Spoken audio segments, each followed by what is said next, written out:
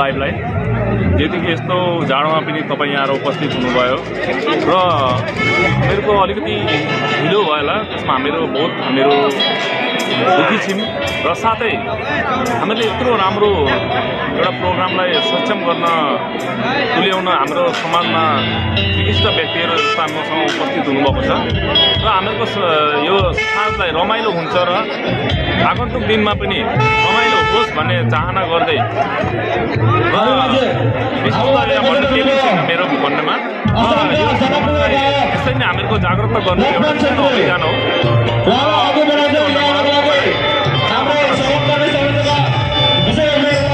ইয়াৰ সমাৰোহ বিষয়ে আপুনি কি কয়?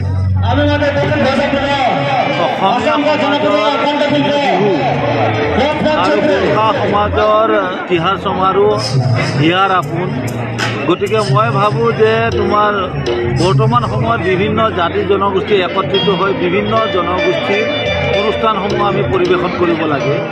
আমি অনুভৱ কৰোঁ যে গোৰ্খা জনসাধাৰণৰ যিটো এই তিহাৰ সমাৰোহ মই ভাবোঁ যে এটা ৱৰ্কশ্বপ হ'ব লাগে আৰু ইয়াৰ দ্বাৰা এই তিহাৰনো কি কিহৰ কাৰণে ইয়াক পালন কৰা হয় কেতিয়া কৰা হয় কিয় কৰা হয় গোটেইখিনি যাতে নতুন প্ৰজন্মই জানিব পাৰে নতুন প্ৰজন্মই শিকিব পাৰে তাৰ কাৰণে মই আজি কৈছোঁ গোৰ্খা ছাত্ৰ সন্থাক যে ইয়াত এটা ৱৰ্কশ্বপ এটা হ'ব লাগে আৰু অনাগত সময়ত মিছামাৰী অঞ্চলত ইয়াৰ প্ৰভাৱটো বিস্তাৰ কৰিব লাগে। ধন্যবাদ। বেছি নহয় আপুনি অলপ কৈ দিব। पराग डेका कुवा कथाको यो हाम्रो पराग डेका छात्र सन्थाको एउटा लिडर हो। यसले जो कुरा भने त्यसको लागि म समर्थन আমি ইয়াত আজি এই বছৰে নহয় আমি আগতো কেইবা বছৰ ধৰি আমি ইয়াত তিহাৰ সমাৰোহ পাতিছোঁ। 3 বছৰ পাতি গৈছিলোঁ। 3 বছৰ পাতাৰ পিছত আমি গেপ দিবলগীয়া হৈছিলে। গেপ দি পেলাই আমি এইবাৰ পুনৰ 4ৰ্থ বছৰ তিহাৰ সমাৰোহ পাতিছোঁ।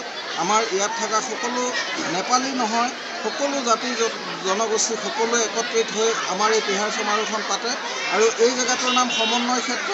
এই সমন্বয় ক্ষেত্ৰ আচল ইয়াৰ উদ্দেশ্য হৈছে ইয়াত অকল নেপালীয়ে নহয় অসমীয়া বিহু আদিবাসী কৰম দুৰ্গা পূজা ৰাস বিভিন্ন ধৰণৰ ইয়াত অনুষ্ঠান হয়। সেইকাৰণে এই জেগাটোৰ নাম সমন্বয় ক্ষেত্ৰ ৰখা হৈছে আৰু এই সমন্বয় ক্ষেত্ৰত আমি এই বছৰৰ পৰা প্ৰতি বছৰে পুনৰ আমি তিহাৰ সমাৰোহ পাতি যাম বুলি আশা ৰাখিছোঁ। লগতে এই তিহাৰ সমাৰোহত আমাৰ মোৰ ছাত্ৰ হয় এই ছাত্ৰজনে আজি ছেক্ৰেটাৰী হৈ যিখিনি কৰিছে তেওঁক মই ধন্যবাদো দিছোঁ আৰু লগতে এই অনুষ্ঠানটো সাফল্যমণ্ডিত হোক বুলি आशा राखिछु।